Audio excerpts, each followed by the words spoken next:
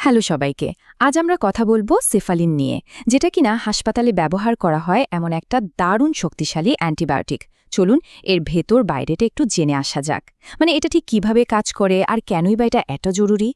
কখনো কি মনে প্রশ্ন এসেছে যে একটা শক্তিশালী অ্যান্টিবায়োটিক ইনজেকশন ঠিক কিভাবে ব্যাকটেরিয়ার মতো জীবাণুকে কাবু করে ফেলে? আচ্ছা, এই প্রশ্নটা দিয়েই কিন্তু আমাদের আজকের জার্নিটা শুরু হচ্ছে। আমরা দেখব কিভাবে এই ওষুধটা জীবাণুদের বিরুদ্ধে একটা অদৃশ্য লড়াই করে আমাদের শরীরকে বাঁচিয়ে তোলে। তো প্রথমেই আসা যাক, এই সেফালিন জিনিসটা আসলে কি। এটা কিন্তু সাধারণ কোনো অ্যান্টিবায়োটিক না, এর একটা বিশেষ পরিচয় আছে। এর সংজ্ঞাটাই দেখুন, কয়েকটা বেশ ইন্টারেস্টিং শব্দ আছে, তাই না? যেমন ধরুন ফার্স্ট জেনারেশন বা প্রথম প্রজন্ম। এর মানে হলো এটা সেফালোস্পোরিন গ্রুপের শুরুর দিকের একটা ওষুধ। এরপর আছে ব্রড স্পেকট্রাম, যার সোজা মানে হলো এটা অনেক অনেক ধরনের ব্যাকটেরিয়ার বিরুদ্ধে লড়তে পারে। আর প্যারেন্টেরাল, এর মানে হলো এটা কোনো খাওয়ার ওষুধ না, এটা সরাসরি ইনজেকশনের মাধ্যমে শরীরে দিতে হয়। তাহলে সব মিলিয়ে মূল ব্যাপারটা কি দাঁড়ালো? সোজা কথায় এটা একটা ইনজেকশন, যার জেনেরিক নাম সেফাজোলিন সোডিয়াম, আর এটা সেফালোস্পোরিন গ্রুপের একটা অ্যান্টিবায়োটিক। যেহেতু এটা অনেক ব্যাকটেরিয়ার বিরুদ্ধে কাজ করে, তাই বড় কোনো ইনফেকশনের ক্ষেত্রে এটা বেশ নির্ভরযোগ্য একটা অপশন। আচ্ছা, তো আমরা জানলাম এটা কি। এখন প্রশ্ন হলো, এটা ঠিক কোন কোন ইনফেকশনের বিরুদ্ধে লড়াই করে? চলুন সেটাই দেখা যাক। দেখুন, লিস্টটা দেখলেই বোঝা যায় যে এটা কিন্তু কোনো সাধারণ সর্দি কাশির ওষুধ না।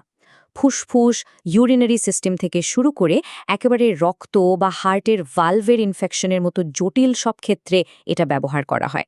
এমনকি বড় কোনো অপারেশনের আগে ইনফেকশন আটকানোর জন্যও কিন্তু এর একটা বড় ভূমিকা আছে।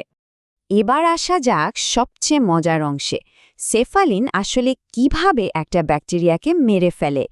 এর পেছনের বিজ্ঞানটা কিন্তু দারুণ ইন্টারেস্টিং, আর বলতে গেলে বেশ সহজও। ব্যাপারটা এভাবে ভাবা যাক, একটা দুর্গের দেয়াল যদি ভেঙে দেওয়া হয় তাহলে কি হবে? ভেতরটা তো একদম অসুরক্ষিত হয়ে পড়বে, তাই না? সেফালিন ঠিক এই কাজটাই করে। এটা ব্যাকটেরিয়ার যে সুরক্ষা দেয়াল, মানে সেলওয়াল, সেটা তৈরি হতেই দেয় না। ফলে কি হয়? দেয়ালটা দুর্বল হয়ে যায় আর ব্যাকটেরিয়াটা ফেটে গিয়ে মারা যায়। কি অসাধারণ একটা কৌশল, তাই না? তো কাজ করার পদ্ধতিটা তো বোঝা গেল, কিন্তু এটা কিভাবে বা কি পরিমাণে দেয়া হয়?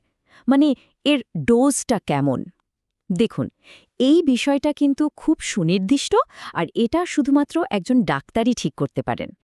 এই টেবিলটার দিকে একটু খেয়াল করলে এই বিষয়টা পরিষ্কার হবে। দেখুন, ইনফেকশনটা কতটা গুরুত্বপূর্ণ তার উপর ভিত্তি করে ডোজ আর দেওয়ার সময়টা কিভাবে বদলে যাচ্ছে। যেমন একটা সাধারণ ইনফেকশনের জন্য যেখানে ২৫০ মিলিগ্রামই যথেষ্ট, সেখানে জীবন নিয়ে টানাটানির মতো পরিস্থিতিতে ডোজটা বেড়ে ১.৫ গ্রাম পর্যন্ত চলে যেতে পারে। তার মানে বুঝতেই পারছেন সঠিক ডোজটা ঠিক করা কতটা জরুরি। আর হ্যাঁ, এর একটা বিশেষ ব্যবহারও আছে। সেটা হলো সার্জারির সময় অপারেশনের কারণে যাতে কোনো ইনফেকশন না হয়, সেজন্য অপারেশন শুরুর আধা থেকে ১ ঘন্টা আগে একটা প্রিভেন্টিভ ডোজ দেয়া হয়। মানে এটা হলো একটা আগাম সুরক্ষা ব্যবস্থা। যে কোনো শক্তিশালী ওষুধের মতোই সেফালিন ব্যবহারের আগেও কিছু সেফটি ইনফরমেশন বা নিরাপত্তা সংক্রান্ত তথ্য জেনে রাখাটা খুব দরকারি। তো চলুন এর সম্ভাব্য ঝুঁকি আর সতর্কতাগুলো কি সেদিকে একটু নজর দেয়া যাক। আচ্ছা, সামনে এগোনোর আগে দুটো শব্দের পার্থক্যটা একটু পরিষ্কার করে নেওয়া ভালো। একটা হলো সাইড এফেক্ট বা পার্শ্ব প্রতিক্রিয়া, আরেকটা হলো কন্ট্রাইন্ডিকেশন বা প্রতিনির্দেশনা। সাইড এফেক্ট মানে হলো ওষুধটা নেওয়ার পর কিছু সমস্যা হতে পারে, আর কন্ট্রাইন্ডিকেশন মানে হলো কোনো নির্দিষ্ট পরিস্থিতিতে এই ওষুধটা একেবারেই ব্যবহার করা যাবে না, মানে টোটালি নিষিদ্ধ। এর কিছু কমন সাইড ইফেক্টও আছে, যেমন ইনজেকশন দেওয়ার জায়গায় ব্যথা হতে পারে বা ফুলে যেতে পারে, আবার ডায়রিয়া বা পেটে ব্যথার মতো সমস্যাও দেখা দিতে পারে। যদিও এগুলো যে সবার হবেই তা কিন্তু না, তবে জেনে রাখাটা ভালো।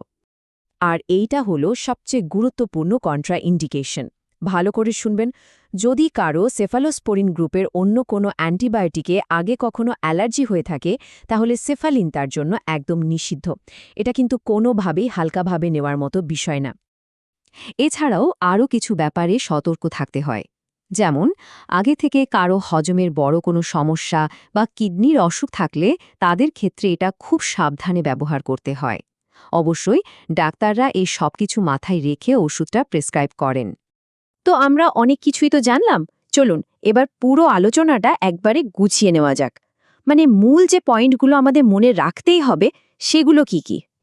এক কথায় বললে সেফালিন হলো গুরুতর ইনফেকশনের জন্য একটা খুবই পাওয়ারফুল ইনজেক্টেবল অ্যান্টিবায়োটিক।